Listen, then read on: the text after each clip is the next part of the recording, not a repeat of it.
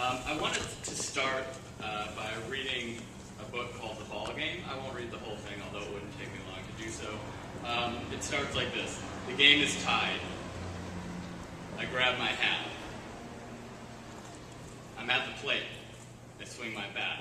It goes on like that for a number of more pages. You probably assume that this is a cute little book that we read to our elementary school students, and you'd be right. But what you probably don't know is that this is also the book that we read to our entering fifth graders. It's on what we call level D, or first grade level. And unfortunately, last year, over 20% of our fifth grade students entered on level D. And less than 4% started with us on their appropriate grade level. At Rise Academy in the West Ward, one of our schools, over 20% of students come in with special education classifications, a higher concentration than almost any other school in the West Ward. Spark Academy represents the beginning of the end of that problem. By the end of this kindergarten year, our goal is that 100% of the Spark students read at level F. F, that's two levels above D by the end of their kindergarten year. And the average student will be reading on level I, almost a second grade level. And if we continue to do as well as other KIPP elementary schools have done across the country, all of our kids will enter fifth grade level on a level T, with many far above that. So now they come in at level D, our kids will be coming in at level T. Level T is the fifth grade level. We're talking chapter books, not the ballgame. The first KIPP elementary school in New Jersey, Spark represents our kids never having to be behind. For the past 8 years, the teachers and parents of our middle school students have worked long hours catching up our kids. Sorry. The kids come to school at 7:30 in the morning and leave at 5 o'clock at night at the earliest. The teachers usually work 12-hour days and Saturdays too. All in all, it's over 60% more time in class than their peers in district schools. And all that hard work has definitely paid off. Our test scores far outpace the district, and in many cases match those of the state averages. And New Jersey as a state, as all of us know, has one of the highest performing education systems in the entire country. Our kids are going from way behind grade level to ahead of grade level in their 4 years in middle school. So imagine what they're going to do after 5 years in Spark, and then 4 years in elementary school, and then 4 years in our high school. Far more important than the test scores, however, is the kind of people our students have become. This summer, 3 of our students went in person to an orphanage in Rwanda to drop off books that they had written in collaboration with students at the University of Indiana. Before our students arrived, that orphanage had no books at all. Then they went to Kenya, where they taught school kids the times tables that they learned in our school, in the school building that our kids fundraise money to build. Our kids aren't going to wait until they have a college degree to start changing the world. Spark also represents the beginning of TEAM as a K-12 model. As it grows out grades 1 through 4 over the next few years, it will be K through 4, Spark will serve almost 500 students and will serve as a model for the second elementary school we plan to open in 2011.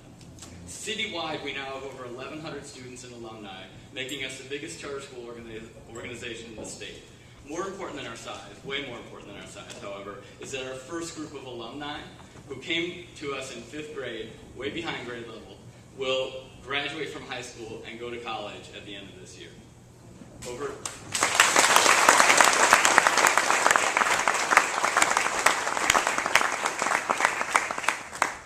90% of our alumni are on track to get their diplomas and go to college on time. It's no surprise, given all this, that our waiting list has almost 3,000 students on it. We could fill up 3 more networks of our size with just the current list. This is why lottery season, as Ms. Belcher mentioned, is both the best and the worst time of year. The best for the parents who call and say congratulations, and the worst for the ones who, after their rejection letter, either call in tears, sometimes offering bribes, or threatening lawsuits. That's how I pay for my shoes.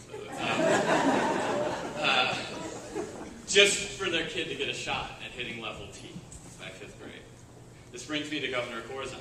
I met Governor Corzine for the first time when he was Senator Corzine, and our kids met him on the front steps of the Capitol building on their annual trip to Washington, D.C.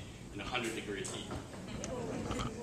Unlike many politicians, he was great with the kids, endured the heat, and asked them about their school and their teachers, and wondered how he could help us. And help us he has. By changing the state funding formula last year, Governor Corzine reversed the rule that excluded charters from Abbott funding.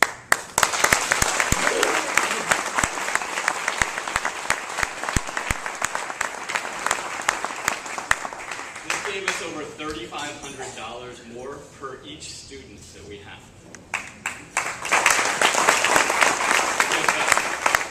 That's over $3.5 million more this year alone throughout our schools, and $27 million over the next 5 years. That's 80 extra teachers or 4 million books. But in case you guys think we're ready to stop asking for money, please know we're still behind the district.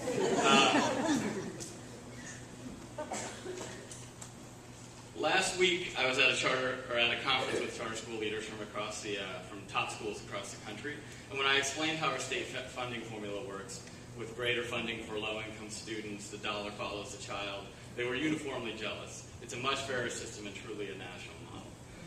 And it was an extremely brave and difficult task, and we very much appreciate it. Just as importantly, Governor Corzine and Commissioner Davey have cleared the path for us to grow from one school with 300 students when the governor came into office to 4 schools with 1,100 students now, and they have approved our plan to grow to over 2,500 students just right here in Newark.